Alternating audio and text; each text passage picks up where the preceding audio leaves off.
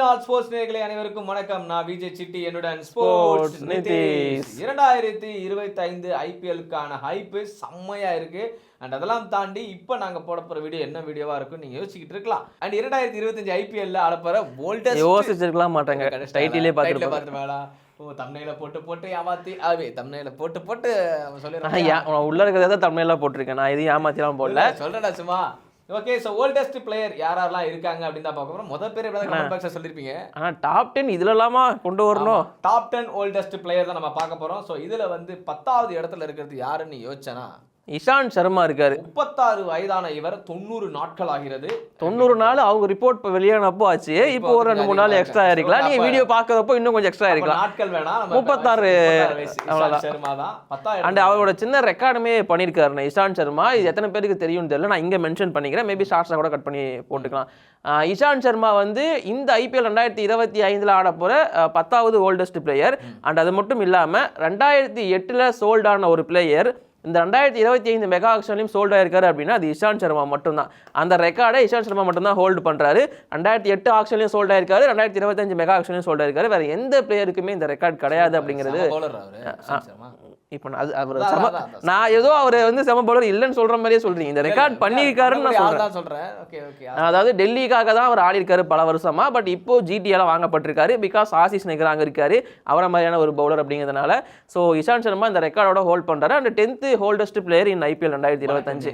10வது இடத்துல இஷாந்த் சர்மா அவர்கள் ஆதிக்கம் செலுத்திக்கிட்டு இருக்கார். இதுக்கு முன்னாடி டெல்லி டீம்ல சரியான பவுலரா இருந்த அவர் ஆர்சிபியில விராட் கோலி அண்ட் இவங்க 2 பேருக்கு நடந்த சண்டை உங்க எல்லாருக்கும் தெரியும்.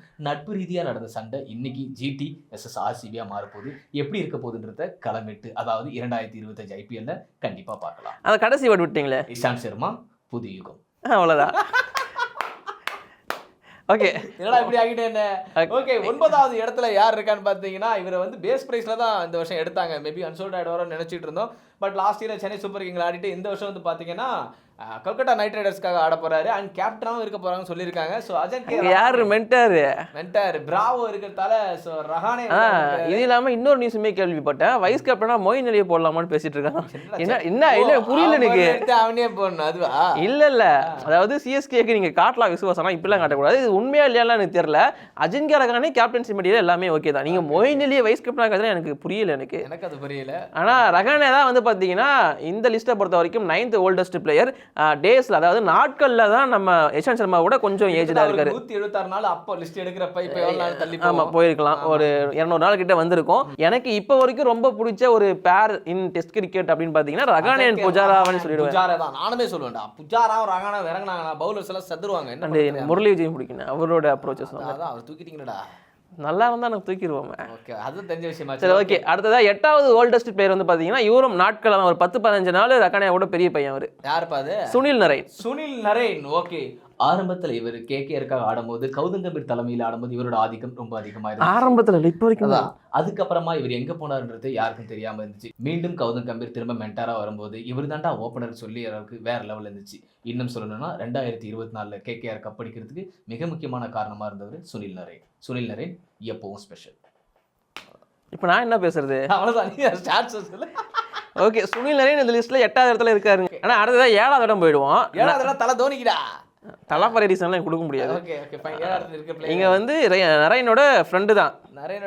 அஜின்கே ரஹானே கூட கேகேஆர் டீம்ல ஆட போறவர் தான். ஆமா, ரசில் தன்னுடைய காட்டுத்தனமான அடி மூலமாக கேகேஆர்ல பிரபலமான இவர் பந்து போடும்போதுலாம் அந்த பந்துகளை ஆடியன்ஸ் எல்லாம் பாருங்க, ஆடியன்ஸ் எல்லாம் தொட்டு பாருங்க, ஆடியன்ஸ்லாம் பந்து எடுத்துக்கிட்டு பதற விடுறது எல்லாருக்கும் சுவாரஸ்யத்தை கொடுக்கும். கேகேஆருக்கு 16 கோடி ரொம்ப லாபம் இவர்னால. நல்லா இருக்கு. நானும் பேசுவேன். இவருக்கும் நரேனுக்கும் உள்ள டிஃபரன்ஸ் வந்து 30 நாள் வந்து நரேனோட ஒரு கொஞ்சம் பெரியவரா இருக்காரு. ஸோ அதனால 7th பிளேஸ் ஆண்ட்ரே ரசலுக்கு இருக்கு. இவருக்குமே 36 வயசு. நாம அந்த 7, 8, 9, 10 பார்த்தோம்ல, எல்லாருக்குமே 36 வயசு தான் இருக்கு. இந்த டேஸ் மட்டும் தான் டிஃபரன்ஸா இருக்கு. மொத்தத்துல ரசல் காட்டடி. ஓகே, 6வது இடத்துல இருக்கிற பிளேயர் இவருக்கு பேசுங்க பார்ப்போம். 37 வருஷம் எல்லாம் ஸ்பாட்ல எடுத்துட்டு இருக்கேன். சரி, ஓகே. கரண் சர்மாவுக்கு வந்து 37 வயசு ஆயிருக்கு. அவர் தான் 6th ஓல்டஸ்ட் பிளேயர். இப்போ வந்து மும்பை இந்தியன்ஸால பிக் பண்ணப்பட்டிருக்காரு. நம்ம ஃபர்ஸ்ட் பார்த்த பிளேயர் வந்து ஜிடி, அதுக்கப்புறமா 3 பேருமே கேகேஆர். இவர் வந்து பாத்தீங்கன்னா மும்பை இந்தியன்ஸ்ல இருக்காரு. 37 வயசு ஆகுதுண்ணே. ஒவ்வொரு வருஷமும் இவரை வந்து லக் ஃபேக்டர் மூலமாக ஒவ்வொரு டீம் எடுப்பாங்க. எடுக்கிற டீம்லாம் கப்பு எடுக்கணும்னு நினைக்கிறப்ப ஆர்சிபிக்கு மட்டும் துரதிர்ஷ்டவசமா கப்பும் கிடைக்கல. இவர்கிட்ட இருந்து சரியான பெர்ஃபார்மன்ஸும் கிடைக்கல. கரண் சர்மா மும்பைக்கு தேவைதானா? கரண் சர்மா சிக்ஸர் அடிச்சிருக்காரு நான் ஸ்டார்க்கு ஆர்சிபியில் இருக்கிறப்போ. ஆர்சிபி ஆடாததுக்கு இந்த மனுஷன் என்ன பண்ணுவார்? அது ஓகே ஓகே. சரி ஓகே. அடுத்தது வந்து பார்த்தீங்கன்னா 5வது ஓல்டஸ்ட் பிளேயர் வந்து இவருமே கேகேஆர் சேர்ந்தவர் தானே. இந்த லிஸ்ட்லேயே நிறைய கேகேஆர் பிளேயர்ஸ் தான் வராங்க. ஆனால் இவருக்கும் சிஎஸ்கேக்கும் கூட சம்மந்தம் இருக்குது. இப்போ கூட நம்ம பேசியிருந்தவரை பற்றி. யாருப்பா அது? இவருக்கு வயசு வந்து 37 ஆயிடுச்சு. 200 நாள் கிட்ட ஆயிருக்கு டேஸை பொறுத்த வரைக்கும். 37 வயசு, அதான் டேஸ் தான் டிஃப்ரென்ஸு கரண் சர்மாவுக்கும் இவருக்கும். நான் ஒரு இன்டர்வியூ கொடுத்துட்றேன், இப்போ நீங்கள் முடிஞ்சா கெஸ் பண்ணுங்க. கேகேஆரில் இப்போ இருக்காரு. இப்போ இந்த வீடியோவில் இவரை பற்றி பேசியிருக்கோம். சிஎஸ்கேக்கும் இவருக்கும் பெரிய சம்மந்தம் இருக்குது. அஜித்துக்கும் இவருக்கும் சம்மந்தம் இருக்குது. பிராவை பற்றி சொல்லிட்டு இருக்கானா? அஜித்துக்கும் இவருக்கும் சம்மந்தம் இருக்குது. அஜித்துக்கு தலை. சரி ஓகே. வலிமை அப்டேட் மொயின் அலி தாங்க. ஸோ ஓகே, 5வது இடத்துல அவர் தான் இருக்காரு. 5வது ஓல்டஸ்ட் பிளேயர் வந்து மொயின் அலி தான். ஸோ மொயின் அலி சென்னை சூப்பர் கிங்ல தன்னுடைய அசாத்திய பேட்டிங் மூலமாக, அசாத்திய பவுலிங் மூலியமாகவும், அது மட்டும் இல்லாமல் ஃபீல்டிங் மூலமாகவும் மொயின் அலி எதுவுமே பண்ணல. மொயின் அலி எல்லாருக்கும் சிறப்பான பிளேயராக இருந்துட்டு இருந்தாரு. இப்போ பிராவோ மூலியமா கேகேஆருக்கு தேர்ந்தெடுக்கப்பட்டிருக்க மொயின் அலி கண்டிப்பா கேகேஆரின் இன்னொரு புலி. மொயின் அலி இன்னொரு. சரி ஓகே. இப்போ டாப் 4க்குள்ளே என்ட்ரி ஆகும். 4வது ஓல்டஸ்ட் பிளேயர் இவருக்கு ஒரு நான் ஹிண்ட் கொடுக்குறேன். இது நமக்குள்ள தான், அவங்க கண்டுபிடிச்சிருப்பாங்க. ஐபிஎல் டிராஃபிஸ் அதிகமாக வச்சிருக்கிற பிளேயர் இவர் தான். அதிகமாக வச்சிருக்க பிளேயர்னா ஒன்று ரோஹித் சர்மா, ஒன்று அம்பேத் ராயுடு. இவங்க யாருன்னு சொல்லுங்க. இவரோட ஏஜ் 37 வயசாகுது. 200க்கு மேலே. ரோஹித் சர்மா டவுட்டே வேணாம். ஏன்னா ராயுடு ரிட்டையர் ஆகிட்டாரு. ராயுடு சொல்றீங்கன்னா அவ்வளோதான் கடுப்பாக இருப்பாங்க ஆடியன்ஸ்லாம். ஸோ இவர் மும்பை இந்தியன்ஸோட ஆஸ்தான பிளேயர். உங்க எல்லாருக்குமே தெரிஞ்சிருக்கு. இவரை பற்றி நான் இன்ட்ரோ கொடுக்கவும் முடியாது, பேசவும் முடியாது. அந்த அளவுக்கு ஒரு பெரிய லெஜெண்டு. இப்போ இந்தியன் டீமோட கேப்டன் ரோஹித் சர்மா. இவரை பற்றி பேசுறதுக்கு எக்கச்சக்கமான விஷயங்கள் காத்துக்கிட்டு இருக்கு. டெக்கான் சார்ஜர்ஸில் இவருடைய கப்போட பயணம் ஆரம்பிச்சு மும்பை இந்தியன்ஸில் தனக்காக கேப்டன் பயணத்தை ஆரம்பிச்ச இடத்துலேருந்து வெற்றி மட்டுமே தன்னுடைய பாதையில் அடையாளமாக வச்சுருந்தாரு.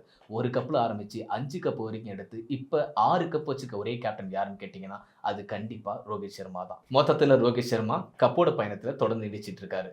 ரோஹித் சர்மா 7வது கப்பு வருமா? ஓகே. இப்போ டாப் 3க்குள்ள என்ட்ரி ஆகும். டாப் 3ல இருக்கிற 3 பேருக்குமே சிஎஸ்கே பந்தம் இருக்கு. உங்களுக்கு தெரியும் 35க்கு மேல தான் சிஎஸ்கே எடுத்துப்பாங்கன்னு சொல்லிட்டு. அதான் வந்தா அப்படி போட்டா நீங்க டைரக்டா நீ வந்து சென்னை ஸ்கோர்ல போயிடலாம். ரவிச்சந்திரன் ஆனா இப்போ சென்னையோட வந்து ஆவரேஜ் ஏஜ்ங்கிறது ரொம்ப கம்மியாயிடுச்சு. ஏன்னா எல்லாருமே யங்ஸ்டர்ஸ் நிறைய பேர் இருக்காங்க உள்ள. சரி ஓகே. டாப் 3க்குள்ள வரேன். 3வது ஓல்டஸ்ட் பிளேயர் வந்து இப்போ ஹோம் கம்மிங் சொல்லி அனௌன்ஸ் பண்ணியிருக்கிற ரவிச்சந்திரன் அஸ்வின். 38 வயசாகுது. ஸோ அவர் தான் 3rd ஓல்டஸ்ட் பிளேயர் ஐபிஎல் 2025 பொறுத்த வரைக்கும். ரவிச்சந்திர அஸ்வின் தன்னுடைய சுழல் மூலமாக ஒவ்வொரு டீம்லையும் தன்னுடைய ஆதிக்கத்தை அதிகப்படுத்துகிற இவர் ராஜஸ்தான் ராயலுக்கு கொஞ்ச நாளாக பர்ஃபார்மன்ஸ் வேறு லெவலில் பண்ணார். இதுக்கு முன்னாடி பஞ்சாப்லேயும் செம்மையாக பண்ண இவர் மீண்டும் சென்னைக்கு எப்போ வருவார்ன்ற எதிர்பார்ப்பு இருந்துச்சு.